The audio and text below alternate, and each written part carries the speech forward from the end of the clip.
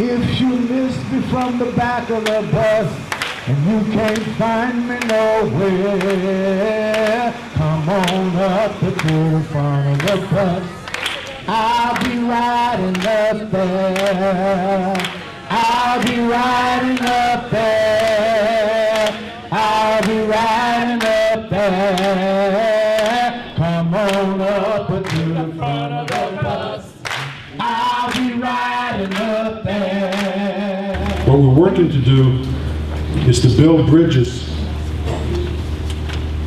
across race, geographic, political, cultural, language barriers, across state lines between Mississippi, Texas, and New Mexico.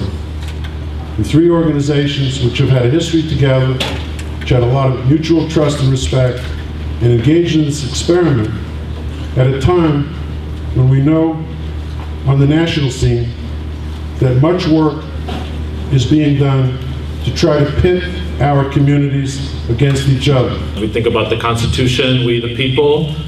It was never intended for most of the people that are in this room. It was intended for white men. So I think that's a fundamental piece that when we think about the development of this country, that it started off with the exclusion of who we are and where we come from. Historically, we had things like a literacy test and a poll tax. That was a way to limit our folks' participation in the electoral process. Now we have things like voter ID, which we can look at as a current poll tax now. So if you don't have an ID, you have to pay to get an ID. And in order to get an ID, you have to have a birth certificate, so you gotta pay to get your birth certificate. And if you live in the country, then you have to drive to go get your birth certificate, and then drive to go get your ID. So you can imagine how much that costs a person in order to move through that process and attain this documentation that they are now expecting us to use in our, to use to vote, which should not be made more difficult, it should be made easier. I think that there are many challenges within taking power as a new majority. One of the challenges I think is that there is a lot of apathy with people. People aren't necessarily, like, we are the new majority and we're starting to gain more momentum, but people aren't necessarily voting.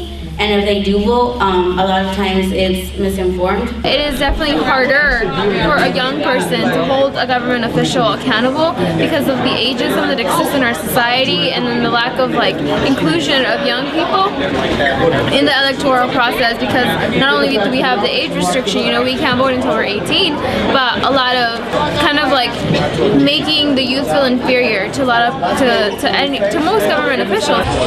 So for me, for this weekend, it's really trying to think about new ways of thinking about governance and what does it mean to be a responsible, accountable elected official, and what then we're expecting those elected officials to do. And for me, it's about all of the good ways to take care of its community, their community. Accountable governance means that people, community people, not special interests, not corporate entities, but people in the district that people represent, that elected officials represent, can really and truly not just access their elected official, but be heard when they tell them what they need on healthcare, on economic development. Even those who don't vote, even those who are not allowed to vote, not old enough to vote, that's what accountability is, and I think that's the problem we have is not enough accountability to rank and file voters. Well, I've learned a lot about accountable governance since I've been a part of this, but if I had to say anything, I would have to say that it creates a time, a space, and a place where all people are responsible for each other, and where we make each other responsible for the things that we have taken on, the tasks that we've taken on, being considerate and responsible for our brothers and our sisters, brown, black, and being sure that we all have a safe place and space to work, live, grow, and mature. More of my colleagues, more people who work in public, in any kind of public forum, government, they need to be a part of these kinds of conventions. And so I would challenge the folks who put this on, I would challenge the people who are policymakers to come, be a part, sit down, be a regular guy, a regular gal, and be a part of these moments where we get to learn what's really happening on the ground and how we can cause real change in the communities that we serve. I realized in the last focus group discussion that between a lot of myself and a lot of my peers in Detroit, we don't really mess with local elections. It's been but I feel like I'm at the beginning of a learning curve.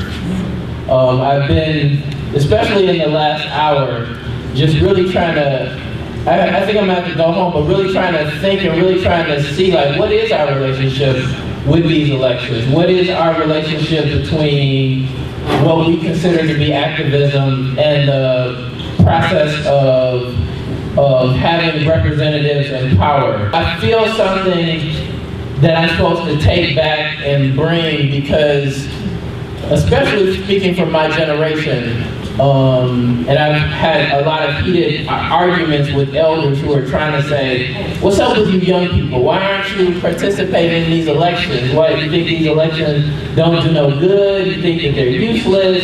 You know, da-da-da-da-dee. I think that I'm getting a lot here, both knowledge, information, as well as relationships to bring back.